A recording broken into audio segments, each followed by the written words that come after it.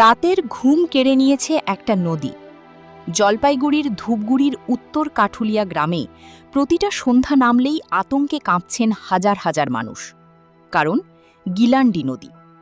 আজ দেখে নেব আমাদের বিশেষ প্রতিবেদনে।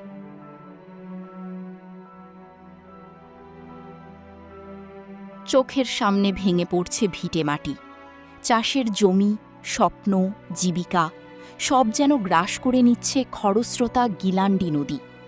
ধূপগুড়ির উত্তর কাঠুলিয়া গ্রামের প্রায় ৩০,০০০ কৃষক পরিবার আজ চরম অনিশ্চয়তার মধ্যে দিন কাটাচ্ছেন। সন্ধে নামলেই বুক কাঁপে শ্যামলীদের মতো অসংখ্য মহিলার। এই বুঝি ঘরে জল ঢুকে গেল। রাতে ঘুমায় না? কি মনে হয়?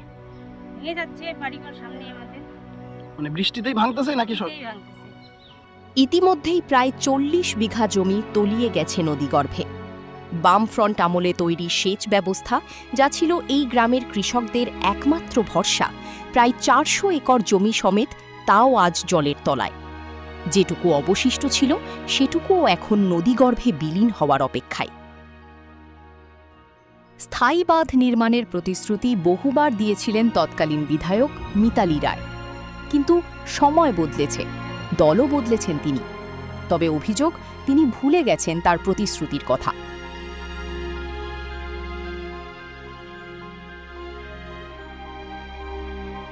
এটা দেখুন, এটা বাম আমলের তৈরি। হ্যাঁ, সংস্কারের অভাবে জীর্ণ অবস্থা।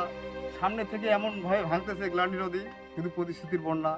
এখানে একটা স্থায়ী কর্মচারী আছে, ও ৫-৭ বছর থেকে নাই, আসে না। তা আমাদের এই মেশিনটা যদি নদী গর্ভে যায়, তাহলে অবস্থা কি হবে? গ্রাম বাংলার জলসেচ বন্ধ হয়ে যাবে। কি চাইছেন? এই এরিয়ায় যদি জলসেচ বন্ধ হয়ে যায়, একদম হাহাকার পড়ে যাবে। আমরা চাচ্ছি ইমিডিয়েট ভাঙন যে আছে, ভাঙনটা রোধ করা হোক, স্থায়ী যাতে বাঁধ হয়, ভবিষ্যতে যাতে নদী গর্ভে না যায়। এখন আশার আলো নতুন বিধায়ক নরেশ রায়ের আশ্বাস।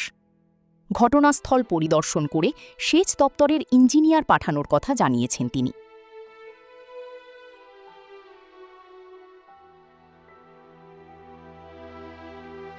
কিন্তু প্রশ্ন একটাই, এই আশ্বাস কি আদৌ বাস্তবে রূপ নেবে, নাকি প্রতিবারের মতো এবারও শুধু রয়ে যাবে কথার কথা হয়েই? ততদিন গিলান্ডির গ্রাসে তুলিয়ে যেতে থাকবে উত্তর কাঠুলিয়া গ্রামের মাটি, সেখানকার মানুষের বর্তমান আর তাদের স্বপ্ন। প্রশাসনের হস্তক্ষেপ ছাড়া আটকানো যাবে না এই নদী ভাঙন। এখন দেখার বিষয়, কবে বাস্তবায়িত হয় বাঁধ নির্মাণের প্রতিশ্রুতি।